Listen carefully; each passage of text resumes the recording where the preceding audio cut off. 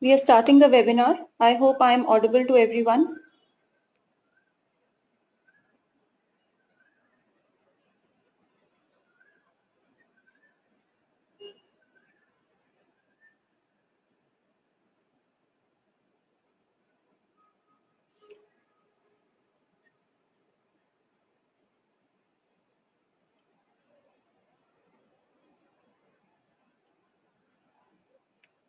I welcome all of you to the applicants update on the awards questionnaire and assessment.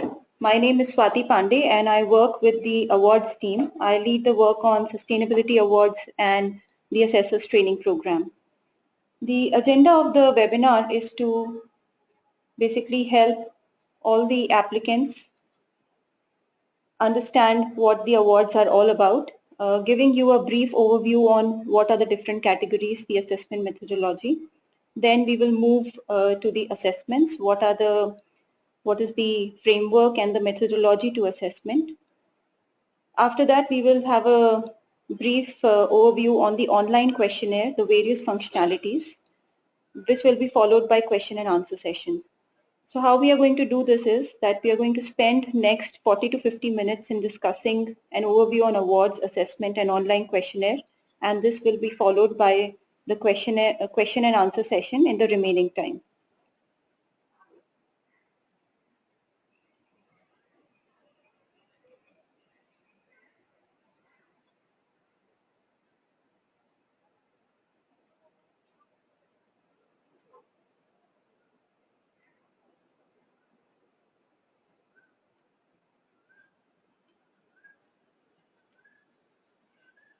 CII ITC Sustainability Awards is the only award which is third party assured. When we say third party assured, it means it has been assured by DNVGL in 2016 for its assessment methodology and the process that it follows. Other than that, the award is based on the third party sustainability assessment. When we say third party sustainability assessment, it means that the assessment of the awards is conducted by third party professionals who are not part of CII. They are trained by CII as part of the assessors training program, and only the certified assessors get the opportunity to assess the applications for the awards. We also provide third-party feedback report to every applicant.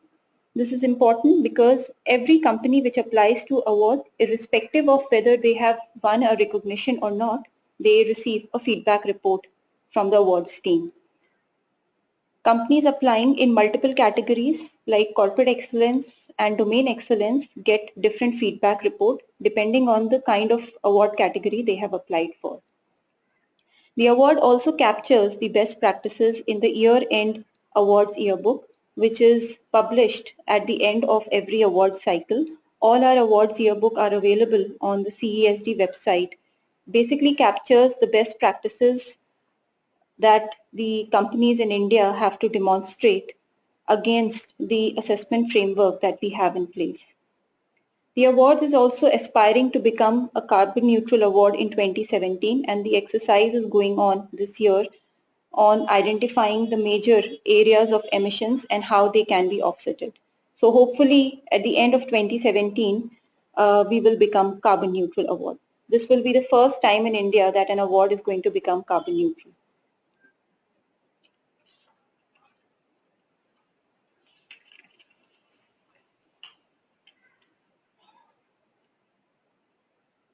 So as you may already know that there are two broad categories in which the companies can apply for awards.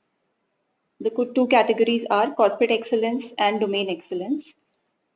The defining difference between the two categories is that when a company applies for corporate excellence, the assessment of the whole organization is undertaken, whereas when a company is applying for domain excellence, then the assessment of only the function which is relevant to that domain takes place.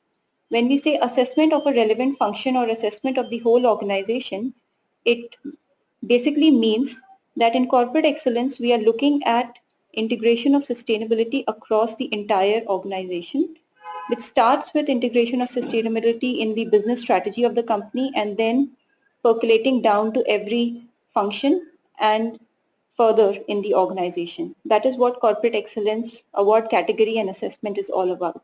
In domain excellence, when we look at the relevant functions, we are looking at assessment of organization specifically from the domain that they have applied for. So for example, if the company applies for environment domain, then the assessment will mainly be on the environment performance of the company. The social performance will not be taken in consideration under the environment management domain of the organization.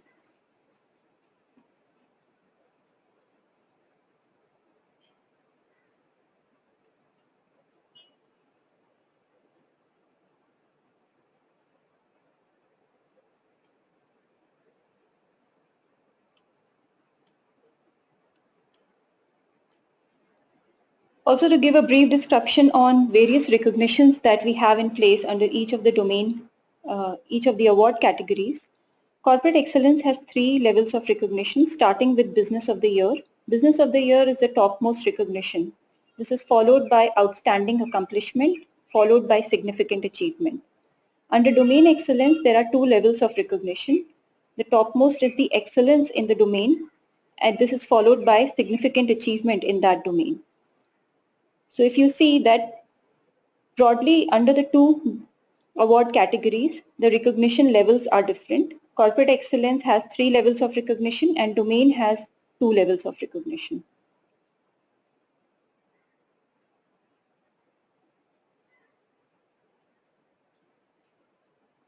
The yearly award cycle begins in March when we announce the registration open for application to awards. That's the application stage, which is the first stage in the diagram. Here, when the marketing is done, the registration is open to receive the application of intent. Application of intent is a one-page form where the intent on the award category that the company wants to apply for, the turnover classification, and very basic details are asked to register for the awards. Once the application of intent period is closed, which is for 1.5 months, we start sending out the questionnaire links to all the applicants. These are online links which are sent and shared with the applicants. And applicants are given approximately 1 month time to fill up the online questionnaire. Once the online questionnaire are submitted and received, then the preliminary screening of the questionnaires takes place. The preliminary screening objective is to filter out any application where there is nil or very less information and the applicant cannot move to the next stage of assessment. The next stage is the desk assessment stage. Under desk assessment stage, all our certified assessors are combined into groups or teams and they are allocated 2 to 3 applications. Now here, the allocation of application is dependent on the diversity of the team. So each application is assessed by multiple professionals. The diversity of the team is also taken in consideration and conflict of interest in terms of people coming from same sector as that of the applicant is taken care of. So an applicant belonging to a sector is not given to a similar sector from which the professional is coming from. The desk assessment takes place in 2 stages. The first is this individual assessment that every member of the team has to do. This is followed by a team assessment, which is a consensus assessment. Basis the consensus assessment, the results of the desk assessment are submitted and they are directly sent to the jury for them to take a decision on companies which are faring for the next stage of assessment, which is the site assessment stage. Once the jury decide that which are the companies qualifying for the site assessment stage, we move to the next stage, which is the on-site assessment. Between on-site assessment and desk assessment, all companies that fall out from going to the on-site assessment stage, their feedback reports are prepared and shared with the applicants between the month of September and October. All the companies which are moving to the on-site assessment stage, their site visit scheduling and other facilitation is done by the awards team. Mutually convenient dates of site assessment are narrowed down and communicated to the applicant. The sites which need to be visited are also communicated to the applicant, and the assessment team which has done the assessment of the applicant during desk assessment visits the applicant. Here the objective is to look for evidence and look to meet the functional heads, to meet the top management of the company, and to also look at the manufacturing sites or locations of companies which belong to the manufacturing sector.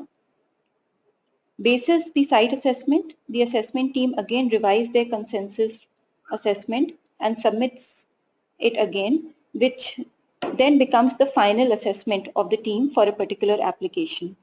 Basis this assessment, the jury decides the final winners and declares the final winners for recognitions. The winners for every recognition are declared and announced in the award ceremony, which takes place in December. This year, the award ceremony is scheduled on 12th of December in Delhi. Once the winners are decided and the ceremony is completed, the feedback report of all the companies which have qualified for the site assessment, including the winners, is shared with all the companies, and this takes place in the month of November and December.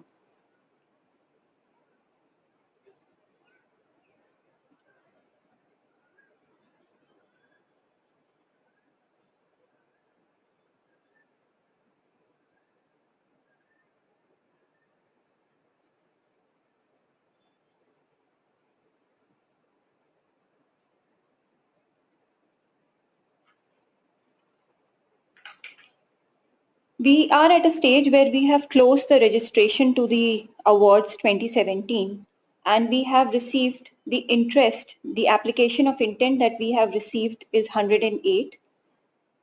Out of 108, we have received 26 applications under corporate excellence, 36 in environment management, 41 in corporate social responsibility, and 5 in biodiversity. So if you see in corporate excellence, that is the first award category, we have 26 applications, and the remaining ones are in the domain category of awards. Now that the registration cycle is closed, we will move to the preliminary screening stage, and we will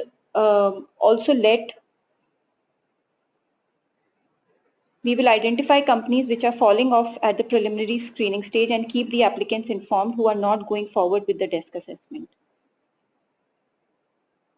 From here, I will move forward to the assessment methodology. This is to give you a broad overview of what it takes to do the assessment of the questionnaire that you are going to fill up, and what is the basis or methodology which is adopted by the assessors to do the assessment of companies. This assessment methodology is same for all award categories in which the company applies.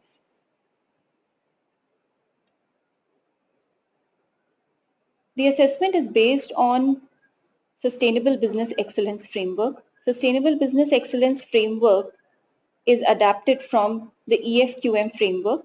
EFQM is an international business excellence framework which is used by organizations across the world to understand or do their self-assessment on business excellence practices. At CESD, we have adapted this framework. This was adapted long ago, 10 years back, to come out with a sustainable business excellence framework. There are minor changes which are done, and the adaptation is mainly to include elements of sustainability so that the adapted framework can be used to assess the sustainability performance of the companies.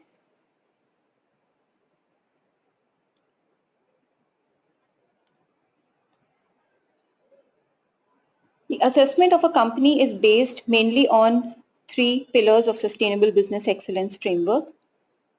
It starts with enablers, moves to results, and this is followed by learning and review. Under enablers, basically it is seen that what are the drivers which are driving the organization. Here mainly the processes and the systems of the organization are looked at. That in order to achieve a certain objective or goal, what are the systems and processes, approaches and practices that the organization has set for itself, and how it is driving the organization towards the goals. The goals and the targets and the vision that the company has mainly come under the results, and this is followed by learning and review, which basically takes into consideration that after the results are achieved or through an ongoing process of going through certain processes and systems and achieving the results, what are the learnings that the organization has derived, and what are the key initiatives that it is undertaken to embed the learnings back into the system. When enablers are looked at, mainly 3 or 4 key attributes are assessed. The first one is the leadership, which basically looks at how is the top management, senior management of the organization driving the organization towards becoming a sustainable business. Other than leadership, engagement with both internal and external stakeholder is also assessed. Here, engagement mechanisms, the frequency of engagement, the mode of engagement is assessed. Both internal and external stakeholders are looked at. It is also seen that whether the organization has gone and prioritized the stakeholders or not, because every stakeholder for an organization can differ. What is the key resource mobilization that the organization has done? Key resource mobilization includes all kinds of resources, including the financial resource, the infrastructural, technological, human resource, and intellectual resources. And then the last attribute of enablers is the processes, where we look at that what are the processes that the organization have in place to drive itself towards certain goals. Under processes, we are mainly looking at systematic, clearly defined processes. If there are ad hoc processes, they are identified during assessment. The second pillar, which is the result, mainly look at the results of the organization in form of the key financial results, which are depicted from the financial performance of the organization. Other than that, environmental results in terms of environment performance that the organization has achieved, and social performance.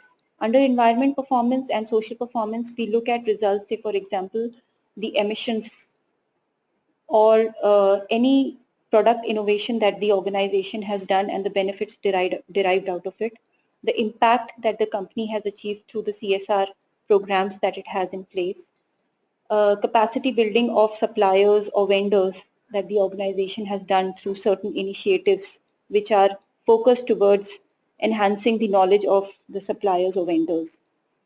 And finally, the learning and review, which looks at how the organization is deriving learning from this ongoing process of enablers and results and how it is utilizing those learnings in improving the processes further.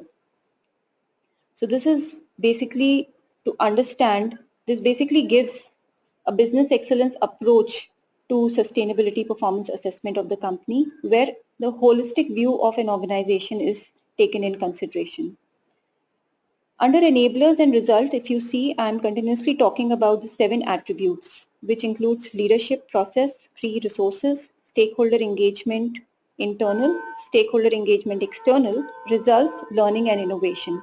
These basically form the key attributes of the framework and the assessment methodology that is followed. Each of these key attributes is aligned and mapped in the sustainability aspects on which the performance of the company is assessed. There are overall 15 sustainability aspects on which the performance of the company is assessed. These are applicable to corporate excellence application and some of them are applicable to domain excellence application. These are the 15 aspects under which each of the attributes that we discussed in the previous slide is aligned and mapped.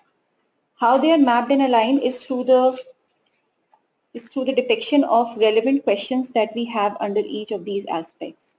So for example, if you run down through the table from F1 to F15, these are the 15 aspects. All these 15 aspects are applicable to corporate excellence category. Domain specific aspects are highlighted in different color. So F10, which is on corporate social responsibility, is the only aspect which will be applicable to companies which are applying for corporate social responsibility domain.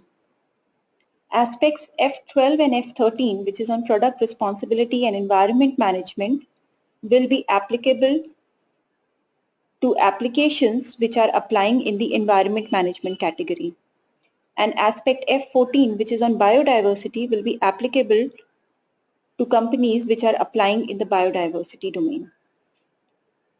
The last aspect, which is F15, compliance to regulation, is a common aspect across all award categories.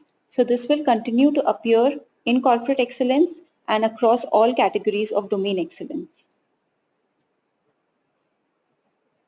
This was an overview on how the assessment takes place, what is the framework, and how each attribute of the assessment is mapped and aligned in the different aspects that are taken in consideration while doing the assessment of an application.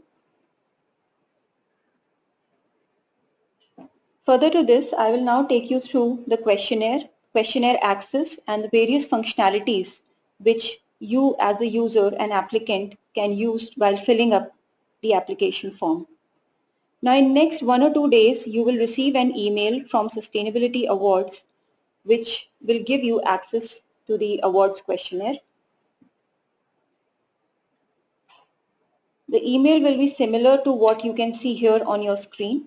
If you see that the second line, your awards questionnaire can be accessed here, will be hyperlinked to a unique link which will be mapped for your company. The rest of the email gives you details on who all can access the online questionnaire and what is the last date of submission of the online questionnaire. The link which is embedded in the email can be used by multiple people in the organization. They can work at the same time by accessing the link and working on different areas of the questionnaire. In the organization, the link can be shared by forwarding the same email to different contacts who would be responsible for filling the questionnaire or responsible for giving the relevant data and inputs required in the questionnaire.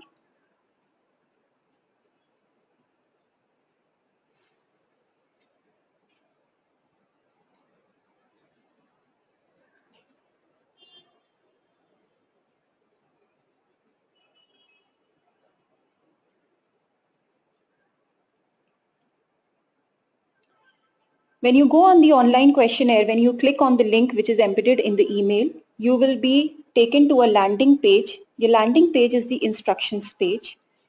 They have some of the key instructions which we suggest that you go through before attempting to fill up the questionnaire. The instructions page is followed by different sections starting from section A and going up to section F.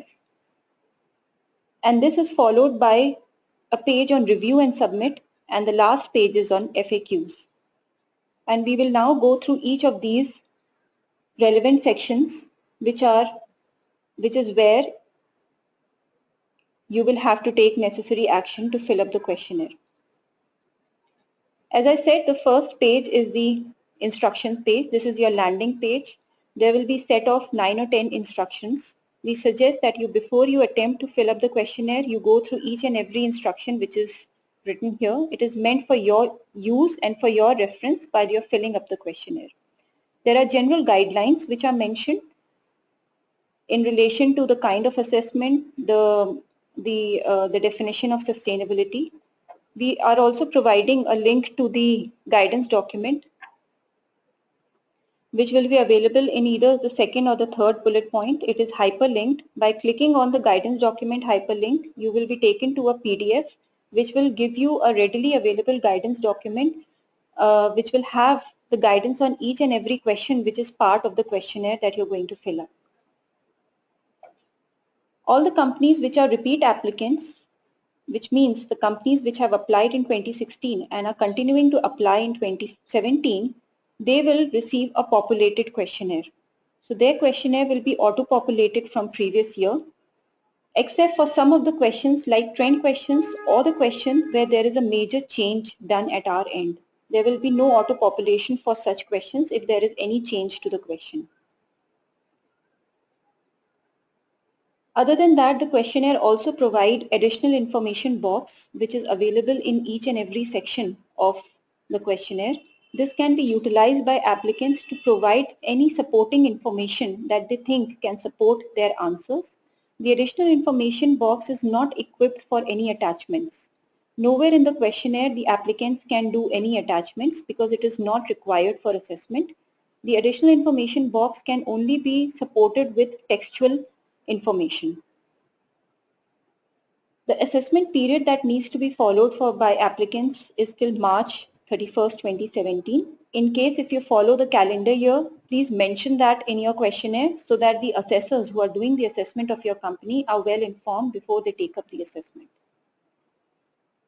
The questionnaire, if you see, when you go on the online questionnaire, you will see that on the right panel of the screen, you will see a clock ticking all the time. This is to indicate how much time is remaining for you to fill the questionnaire in the window that you have logged in.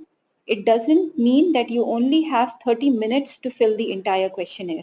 The moment you take any action on the questionnaire, the clock automatically revises to 30 minutes. So say for example, you are attempting to answer a question and you hit on a save button, the clock will automatically revises itself to 30 minutes. In case if your screen is lying vacant and there is no action which is taken within 30 minutes, the screen logs out, and in case any data which was not saved will be deleted. It will also not be available at the backend. So our request and suggestion is that you please keep saving the data as you move along and keep populating your questionnaire. Regarding the save functionality, the questionnaire is equipped only with the manual saving. It is not equipped to do any auto saving on its own. This is because of the functionalities that are there part of the online questionnaire. So our suggestion is that when you are on the questionnaire and you're inputting any information, please use the save button to keep saving your information and avoiding it from getting lost.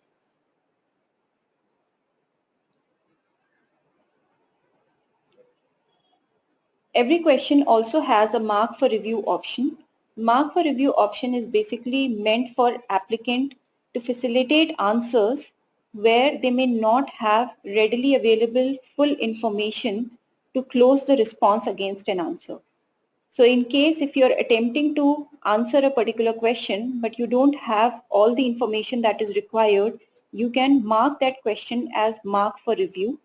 It's a checkbox item. You can click and mark it for review, and you can later come back on this question to complete the response. This can also be utilized between departments within an organization where a response to the answer has to come from multiple departments. One department can mark a question for review and the second department can basically list down all the questions which are marked for review and can continue to answer those questions. Any question which is marked for review is treated as unanswered by the tool. So until unless you have unchecked the mark for review option against the question, it will continue to show as unanswered. The other details which are mentioned on the instruction page also includes the last date to submit the questionnaire, which as I said is 16 June for all the applicants. While filling up the questionnaire or during your application process, in case if you have any query, you know whom to contact. You can contact Jayashree or you can contact anybody in the awards team.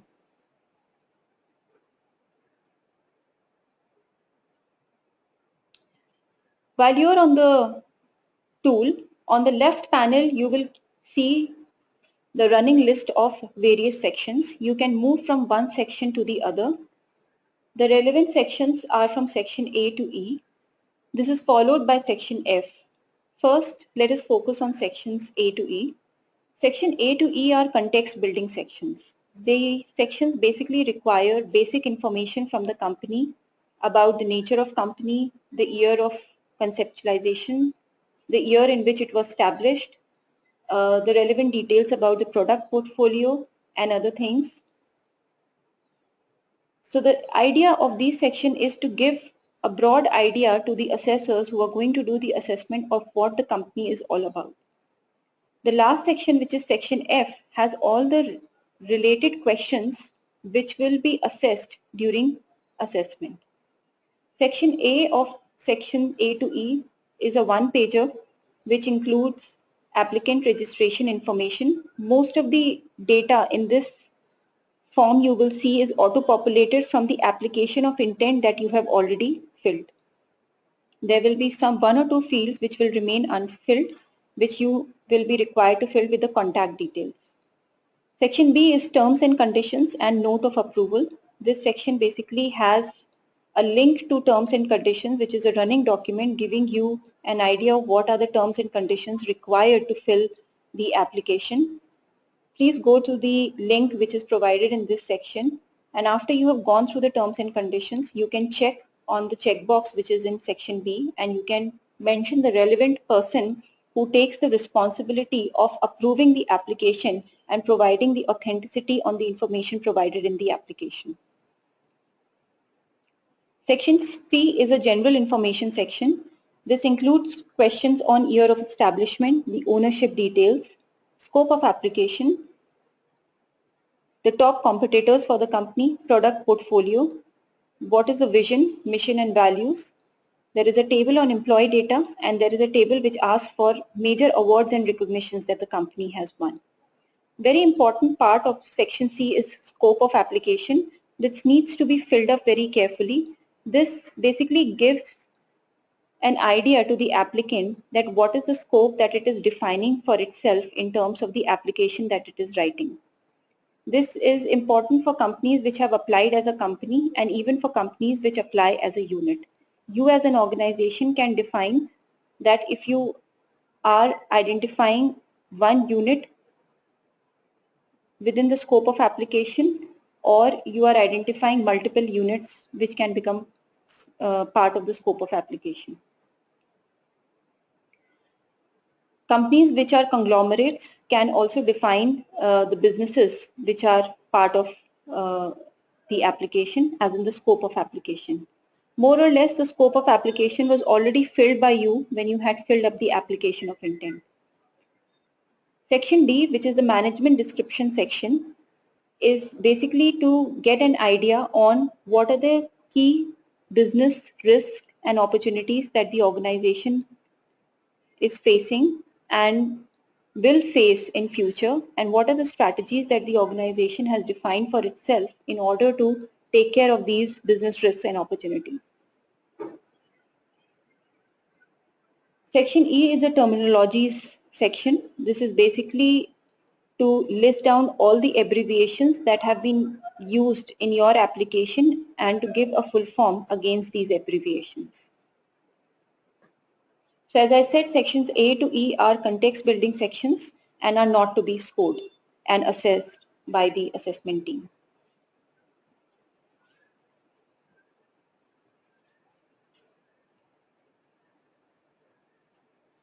Section F is a section which has the list of all the sustainability aspects which we had discussed earlier.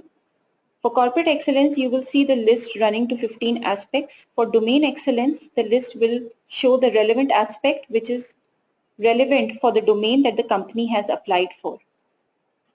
As you can see on the screen, which the point that I had discussed on the instructions page, mark for review functionality is available against each question. The functionality will appear just above the question, and as a user, you can go and mark a question for review. This will be considered unanswered by the tool. Once you uncheck this box, the tool will take the response as answered.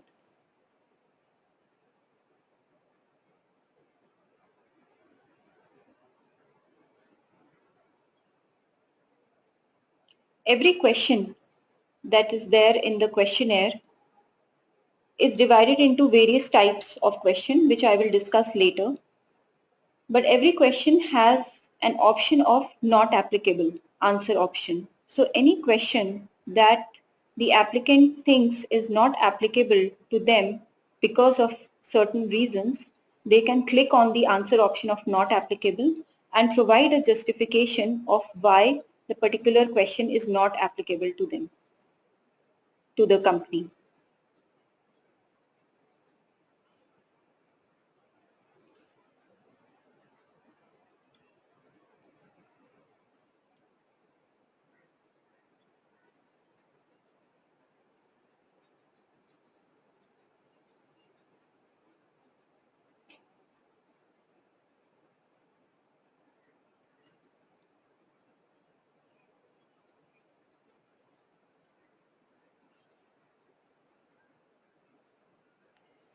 An aspect can run into several pages, and for this there is a pagination facility which is provided at the bottom of each page. You can move from one page to the other by using this functionality.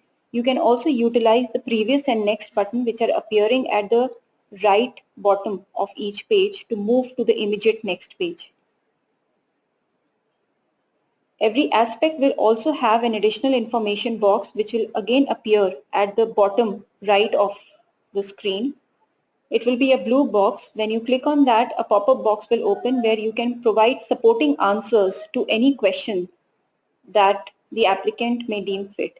In case if you are utilizing the additional information box to provide supporting answer, our suggestion is that you make a reference to the question against which you are providing the additional information. It will be easier for assessors to know that the additional information is provided against which questions.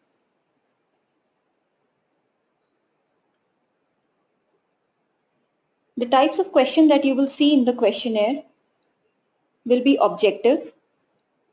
These objective questions will have different types of answer options. The objective questions are not just yes and no questions. They will have different answer options depending on the maturity of work that the organization has done, the level that it is in. They can choose the relevant answer from the list of answer options available. The second type of question which is available is subjective.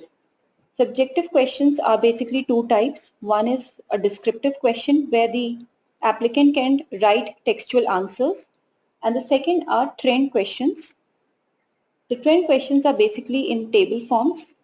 A table is a 10-year table, out of which 5-year is asking for relevant data for the past 5 years and the relevant data for the future 5 years.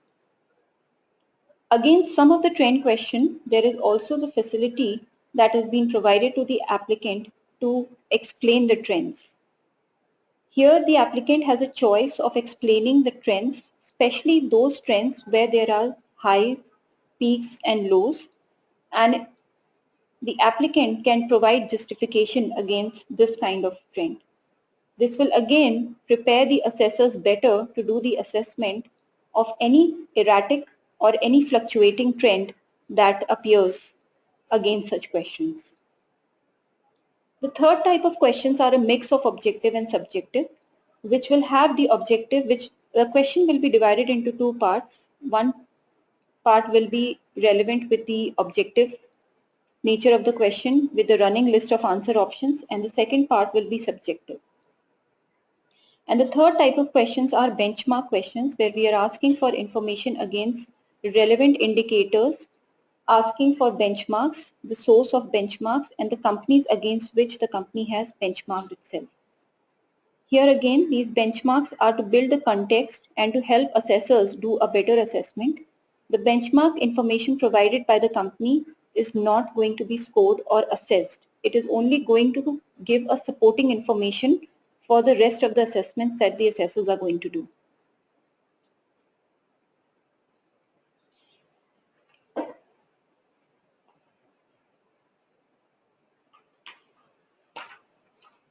From here, I will now move forward to section F, which is the list of sustainability aspect. I will devote next 10 minutes on going through each and every aspect and structure of each aspect and what are the broad indicators that form part of the different aspects that we have. The first aspect, as you will see in corporate excellence, is the corporate governance aspect. Each aspect under section F is divided into enablers and results. Enablers and results, I'll remind again, is part of the sustainable business excellence framework that we follow as part of the assessment methodology. Enablers basically looks at the processes and the systems that the organization has, and results basically looks at the goals and targets and results that the organization has achieved. When we're looking at corporate governance, the broad indicators and the enablers look at the governance structure, the gender diversity, board level committees, what are the key functions against the board level committees, board level committee on sustainability, or how is sustainability dealt with at the board level, and how is the organization identifying the key sustainability risks and challenges. There are also indicators which ask for integration of sustainability in the vision and mission statements, the values and strategies of the company. Against this, the result indicators mainly are around the transparency and public disclosures, This is again related to the mandate that is required for the companies to do in terms of the public disclosures. Result questions also include questions around the board involvement in reviewing the sustainability performance. Second aspect, which is on business ethics, basically deals with if the organization has code of conduct and policy on business ethics, how is it engaging with its internal and external stakeholders in terms of communication and training? What are the key resources deployed to oversee the business ethics issues in the organization? What is the top management oversight on business ethics? And what is the applicability and implementation, which means that who all does the policy or code of conduct applies to.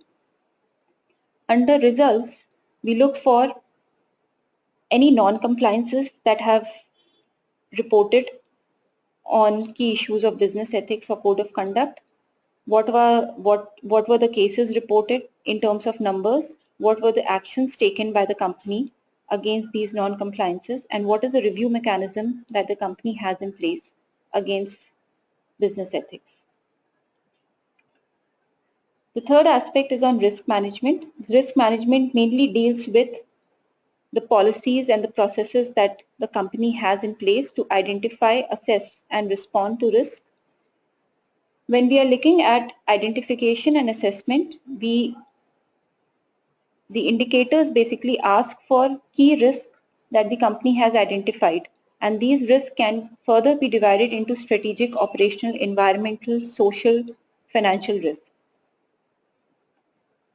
The indicators which are also asking for the process to deal with any non-compliances related to risk management and dedicated personals or the key resources that the organization has deployed in order to deal with and mitigate the identified risk. Again, on the result, the relevant indicators are on the cases that have been filed in terms of non-compliances and the review mechanism that the company has. On human rights, we basically deal with the commitment of an organization towards human rights through a dedicated human rights policy, being a member of or commitment to UN Declaration on Human Rights, and the coverage of human rights issues.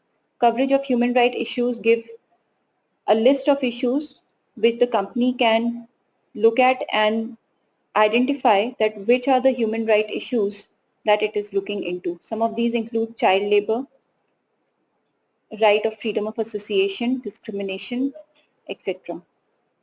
Under enablers, the indicators which are asking for due diligence process on human rights, which means that does the organization have an ongoing process of dealing with human rights issues which are relevant to its business, the nature of business, the geographies in which it operates, and is the organization aware of the impact that it is causing on human rights.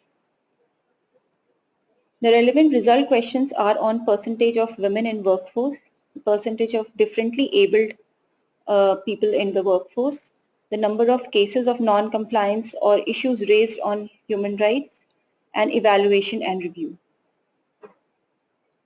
As I said that these are just the broad indicators. You will see when you receive the questionnaire that there are few other indicators which are going to form part of each and every aspect. Under employee development, we again mainly deal with the organization's process on identification of training and training needs of employees, the process that the organization has for career and performance evaluation of its employees, and the top management involvement in employee development process. On results, the indicators basically deal with the type and scope and coverage of the training programs. What are the benefits that the organization and employees have derived from employee development programs? And if there are employee satisfaction surveys that have been undertaken by the organization, the result of these surveys.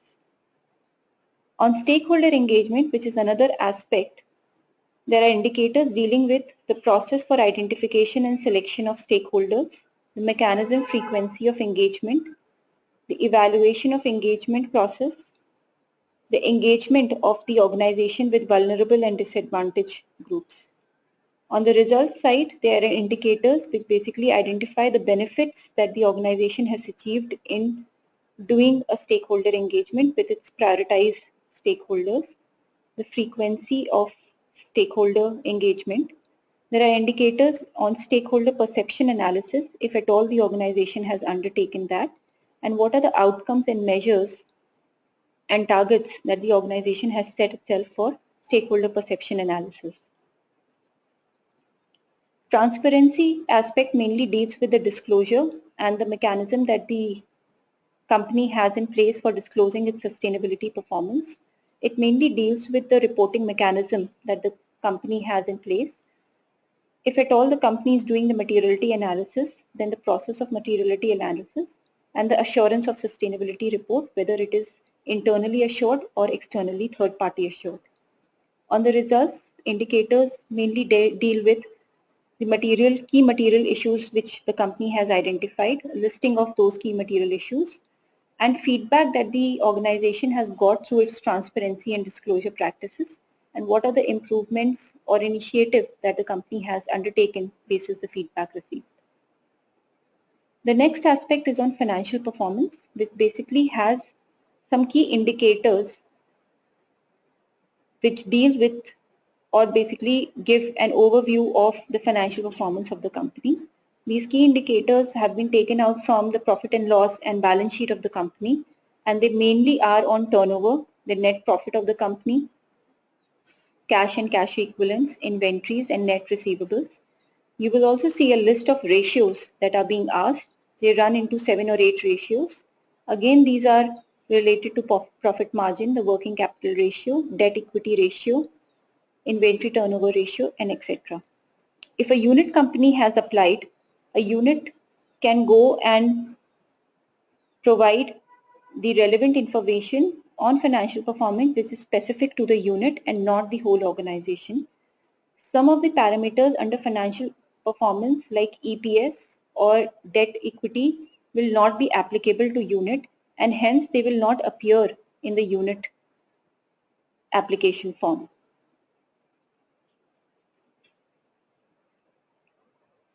The next aspect is on occupational health and safety, where the questions deal with the policy and the strategy of the organization on occupational health and safety, the emergency preparedness plans that the organization has, and how is the organization sensitizing its employees on health and safety related issues.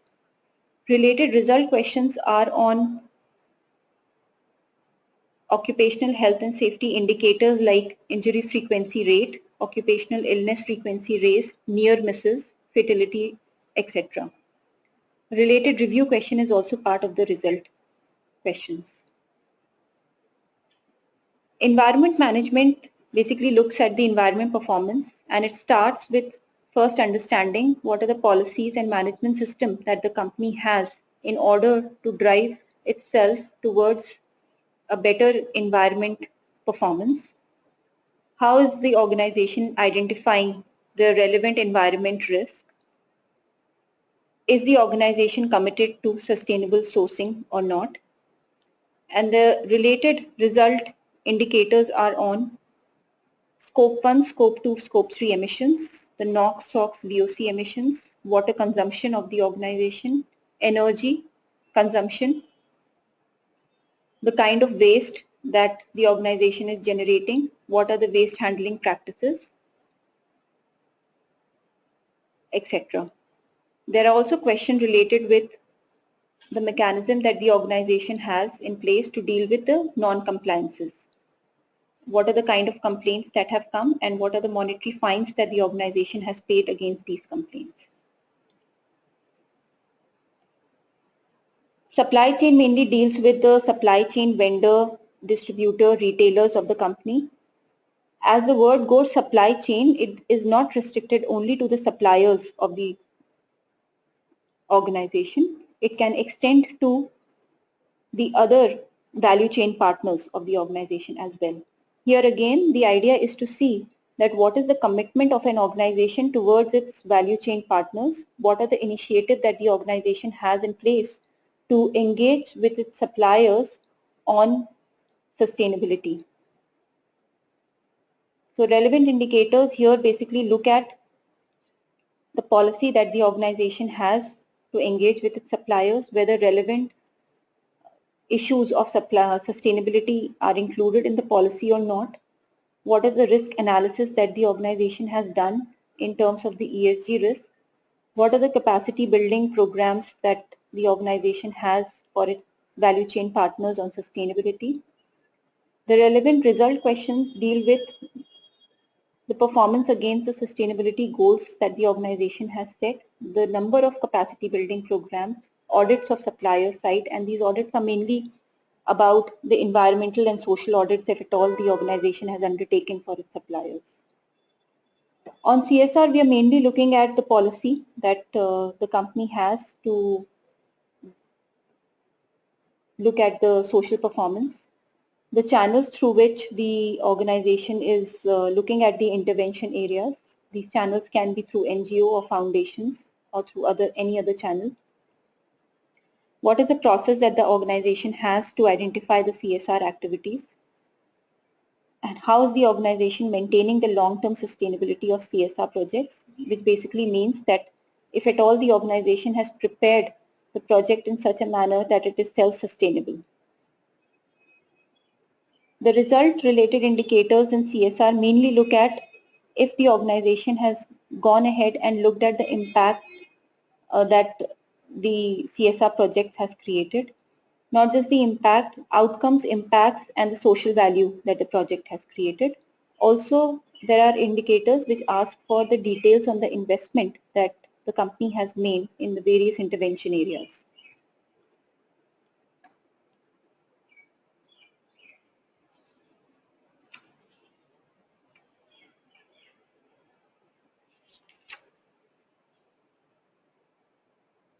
The last two aspects,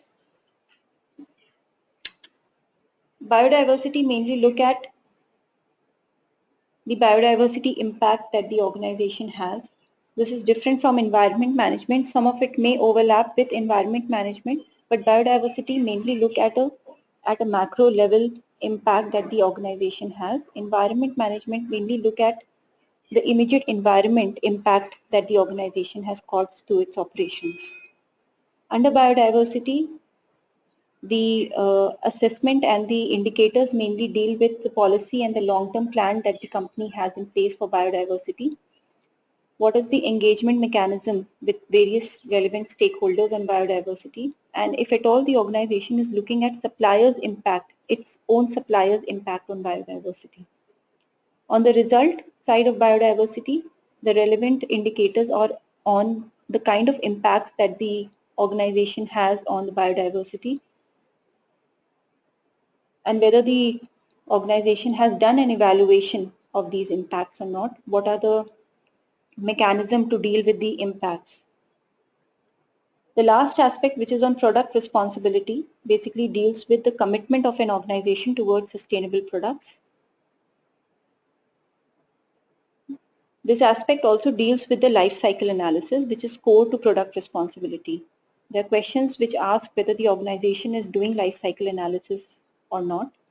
And the relevant result indicator for life cycle analysis is that what are the benefits that the organization has derived through life cycle analysis. On the result side, other than understanding the benefits derived through life cycle analysis, there are questions which ask for non-compliances and customer complaints that the company may have received on its products and how the organization has dealt with those customer complaints. And what are the evaluations and learnings on product responsibility that the organization has implemented. So this was mainly on section F, the relevant 15 aspects. The last aspect of compliance to regulation mainly has a running list of relevant economic, social and environment and biodiversity relevant regulations. Depending on the nature of business, whichever regulation the company has to adhere to, the company needs to check on that regulation.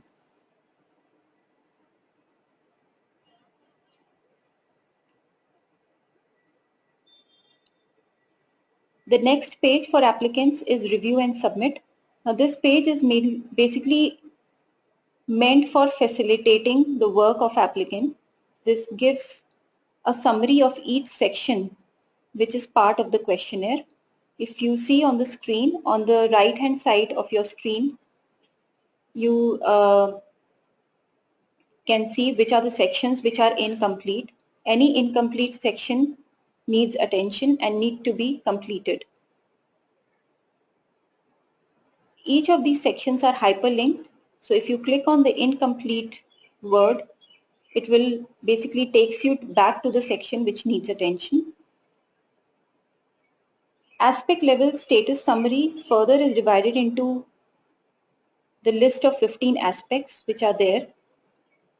This basically gives you an idea of how many questions are there in an aspect, out of which how many are answered and how many remain to be answered.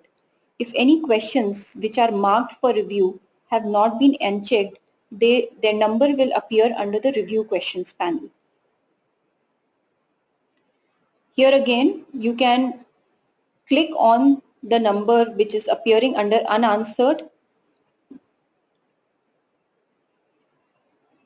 By clicking on this button, it will give you the list of questions which are remaining to be answered by the applicant. So by looking at these questions, you can refer back to that aspect which needs attention.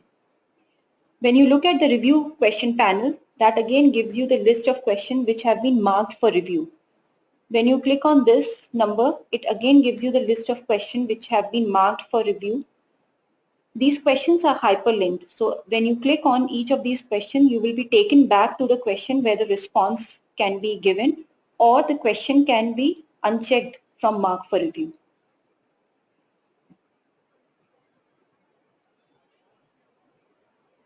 All the questions under unanswered should become 0 and all the questions under mark for review should also become 0 in order for you to submit your responses.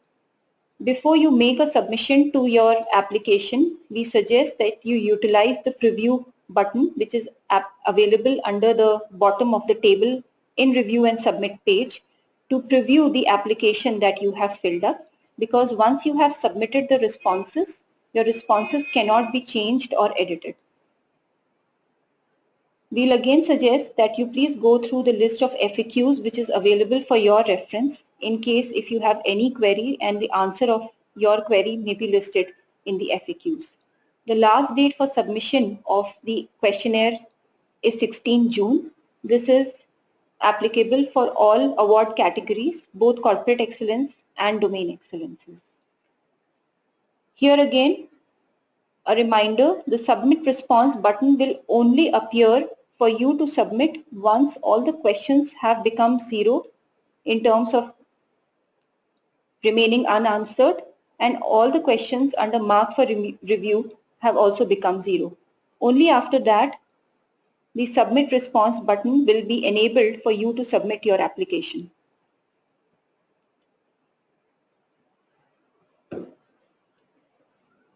After you have submitted your questionnaire, a PDF of your submitted questionnaire will be available to you when you click on the questionnaire link again. It will appear at the top right corner of the screen. You can download the submitted questionnaire and you can keep it for your reference for the next stage of assessment. Once you have submitted the questionnaire will move to the next stage of assessment, which is the desk assessment stage. The results of desk assessment stage in terms of qualification of an applicant to site assessment or not will be communicated by the awards team in August end. For companies which are not qualifying for site assessment, their feedback report will be shared with the app companies in October or November.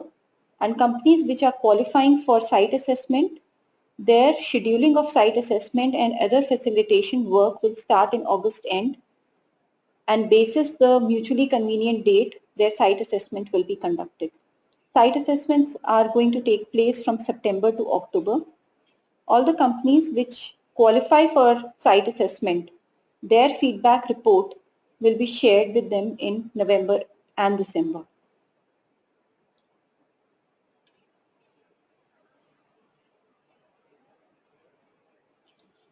A feedback report basically includes four major sections. The first section is on executive summary, which gives an overview of the company of what is the broad performance of the company against the sustainability excellence framework, what are the key strengths, and what are the key opportunities on which the company can work upon. This is followed by a aspect level analysis where a benchmark of aspect is provided to the companies. Here, not only the performance of the company is seen, but it is benchmarked against the companies which have applied in the same award category and in the same turnover classification. This is also followed by attribute level analysis, which again gives the company's performance on various attributes, as well as it is benchmarked with companies which have applied in the same award category and in the same turnover classification. When we say benchmark, the benchmark is done against the top performers and the lowest performers in the award category and the turnover classification. This is followed by a detailed section on each aspect. So if it's a corporate excellence application, the feedback report will have the last section which is detailed out on each aspect. Each aspect will have an assessor's view, which is a third-party assessor view, which will be divided into strengths and opportunities, which will give companies that what are the key areas of strengths, key areas of opportunities, and some of it may also have recommendations by the assessors wherever they can provide. As I said, the award cycle will be concluded by the award ceremony, which is scheduled on 12th of December. All of you are invited to attend the ceremony, which will take place in Delhi. We will keep you informed about the venue and other details closer to the ceremony date. So I wrap up my presentation now. Thank you very much for being part of the webinar. I'll now open the floor for question and answers. On your panel on the right hand side, there is a question banner in which you can type your question, and I can look at your question and can read out the question and provide the relevant answer. In case any question remains unanswered, or in future if you have any question, you can get in touch with the awards team over email or on phone.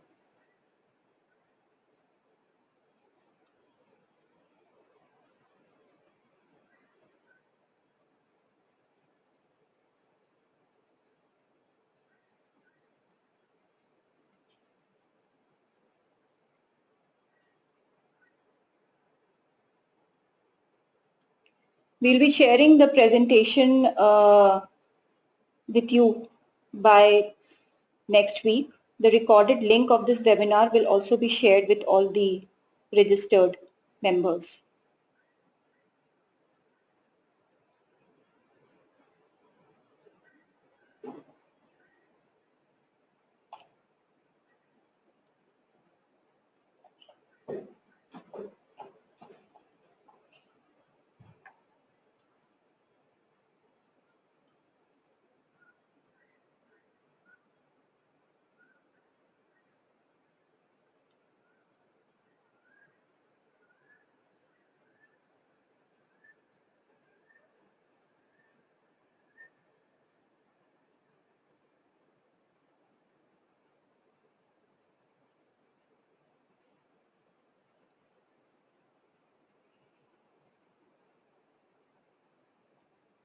The assessment period for companies till which they can provide the information is till March 2017. This is in relation to the financial year closing that is followed by companies.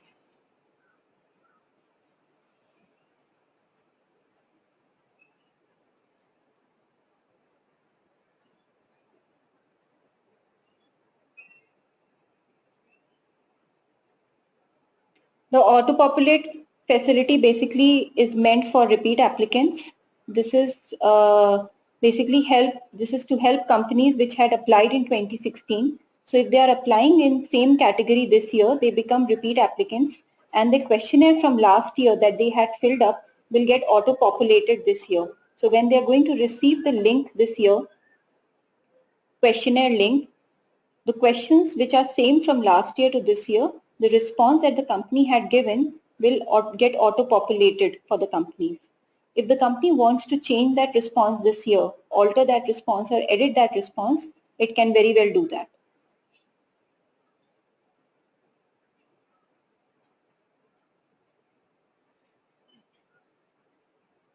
Applying for corporate excellence for unit application in 2014 will not be factored as a repeat applicant. Only companies which have applied in the immediate past year are the repeat applicants.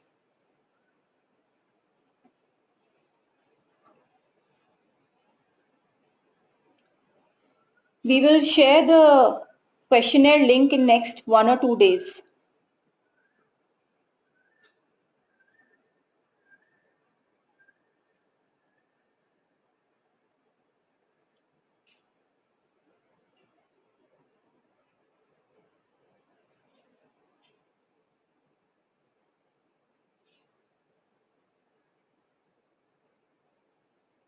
In case if the company is repeat applicant but is applying at a unit level and had applied at the group level last year, their questionnaire will not be auto-populated because as per the definition of repeat applicant, your scope of application also should be same between the 2 years. So if you had applied as a group but you're applying as a unit this year, then it will not be auto-populated. Neither you will be considered as a repeat applicant this year.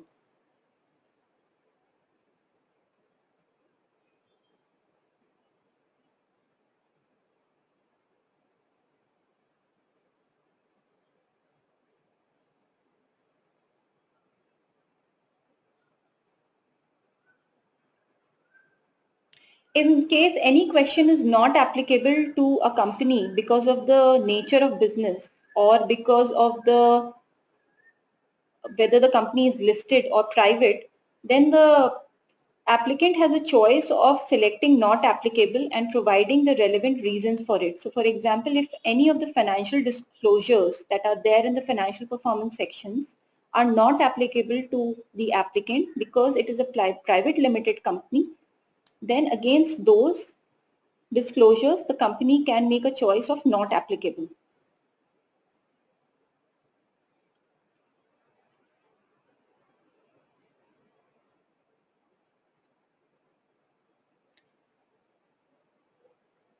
The questionnaire can be filled in multiple sittings. It is not required that you need to fill up the questionnaire in one sitting only. You can keep coming back to the questionnaire again and again multiple times whenever you want before the last date of submission. All you have to do is that when you are on the questionnaire and you are populating the questionnaire with the information, please keep saving it so that the relevant information that you have populated continue to appear when you come back next time.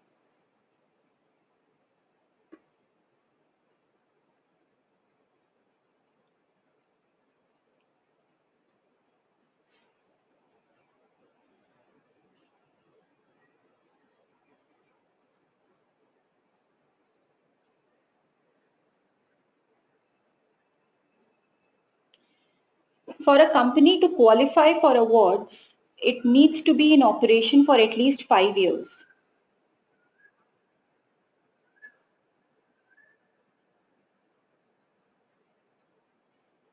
In case if your company is only 3-year-old and you have applied for awards, we'll suggest that we will talk about this offline.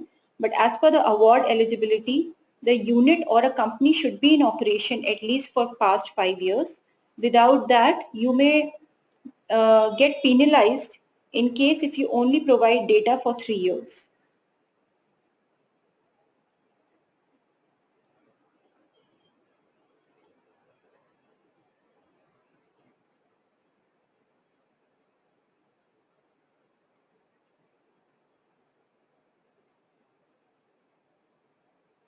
The cutoff date for the information to be provided for filling up the application is 31st March 2017. That is a financial year which is followed.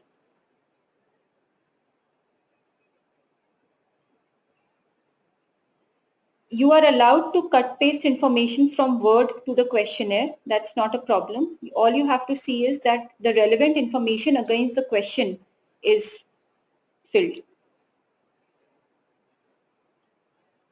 EFQM is European Foundation for Quality Management. It is basically a business excellence approach which is used by several companies. EFQM in itself is an organization which promotes this framework. Our framework has been adapted from the EFQM framework, and we have made certain changes so that the sustainability parameters can also feature into it.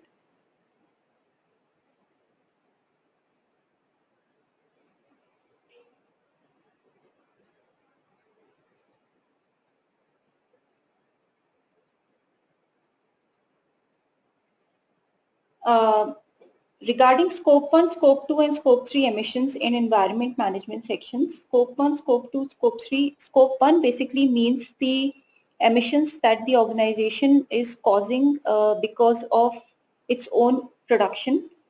Scope 2 basically takes in consideration the emissions that are caused because of the electricity that it is buying, the grid electricity, or the power that it is utilizing, and because of which there were emissions at the power generation end.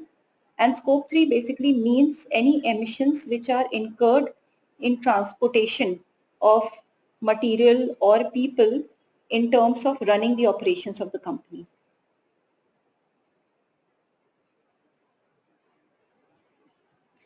In case you are a service company, there can be certain questions which are not applicable to you, which is perfectly fine because you can select the not applicable option, and you can justify the reason that why a particular indicator or a question is not applicable to you. It will not affect your performance at all.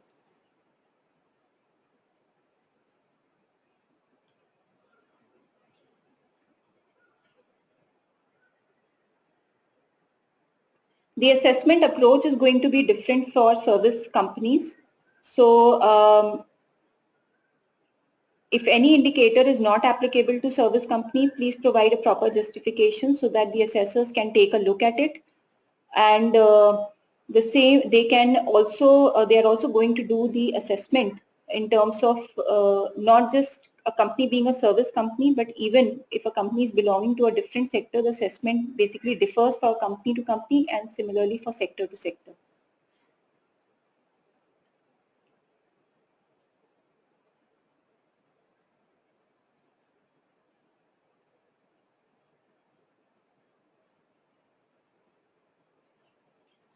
The companies which are applying for mining projects, they are automatically being considered as unit applications. So any industry specific criteria on corporate governance will not be applicable to them. That will be taken care at our end. But all the relevant questions on, say for example, ethics or on human rights or on trainings and capacity buildings will be applicable to even the mining projects. So you need to answer these questions mainly from the project that you have in place and defining the scope of project that you have in place. So some of the indicators on financial performance will also be not applicable to companies which are applying only for mining projects.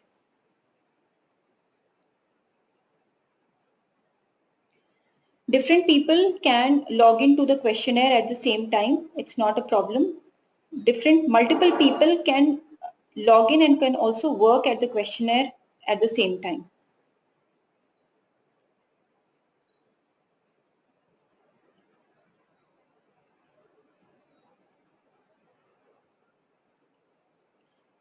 Or the companies, if they are applying for CSR, then only the questions which are relevant for CSR will be applicable to them. No other aspect will be applicable to them.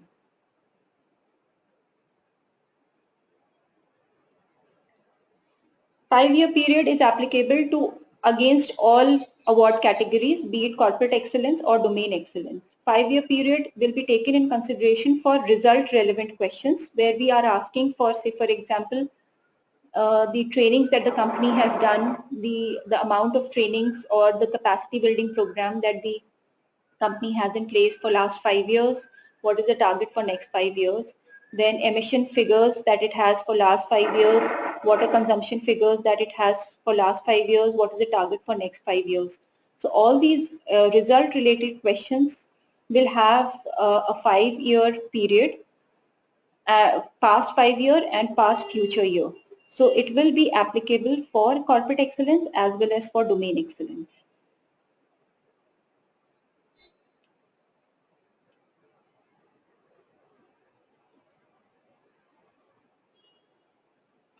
We can share the scope 1, scope 2, scope 3 definitions separately for your better understanding. The guidance document that you will have for your reference will have a mention and a description of different scopes of emissions.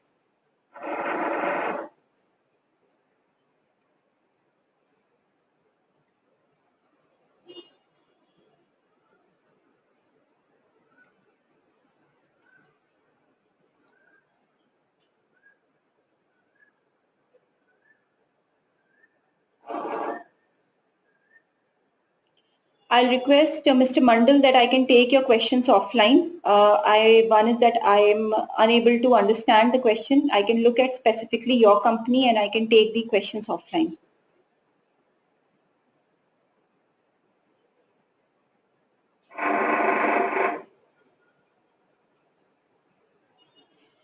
Regarding the trend questions, as I said, trend questions are result-related questions where we are asking for 5-year trend, past 5-year trend, and past for future year trend. Trend basically means how has the company performed against that indicator year-on-year basis from 2013 to 2016 or from 2012 to 2016, and how it is targeting itself to perform in the next 5 years. That is about the trend question. Against some of the trend questions, we are giving applicants the facility to explain the trends, especially those trends which are fluctuating in nature. The applicants can justify and can give reasons why there is a fluctuation in trend, or even if there is no fluctuation, if the applicants want, they have a choice of explaining the trends. This will prepare assessors better for assessment.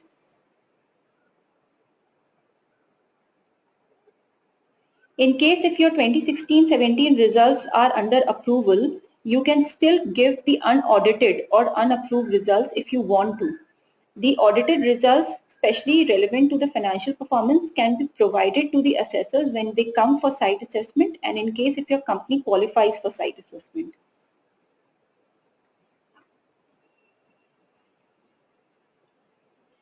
You will get a PDF version of the questionnaire. My team will forward you the PDF version and you can look at the PDF version and the questionnaire will also be available for download from the instructions page.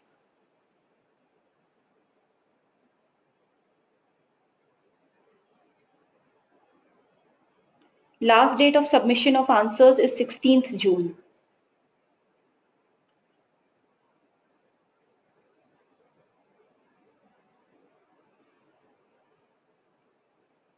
You can get in touch with me. My email ID is mentioned on the slide. Or you can get in touch with the awards team. Any of one of us can provide you with the relevant answers.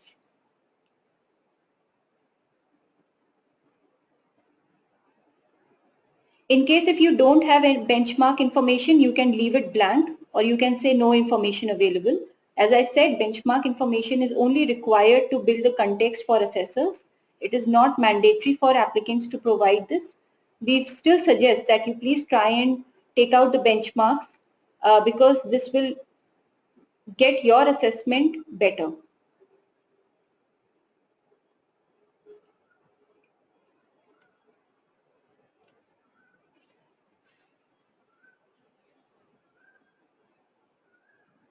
Abhinash, I will again request you if we can take your questions offline because your questions are specific to the CSR questions. So I can take them offline. I can just share my landline number with all of you and my email ID and you can get in touch with me over my email with any questions that you have to a specific question.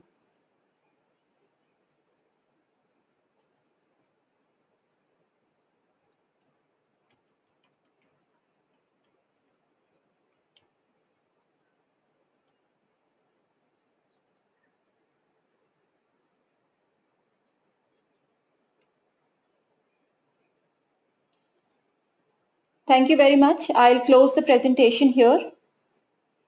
In case if any of your questions remain unanswered, I will suggest that you write to me at swati.pandey@cii.in. My email ID is flashing on the screen. You can get in touch with any of the awards team member, that is Jayashree, Asha, Sanil or myself. And in case if you have any questions which are specific to the questions in the questionnaire, then please I will suggest that you list down the question, what is the question that you have, and you share that with us over email so that we get some time to respond to your questions. All the best for filling up the application and keep in touch. Thank you.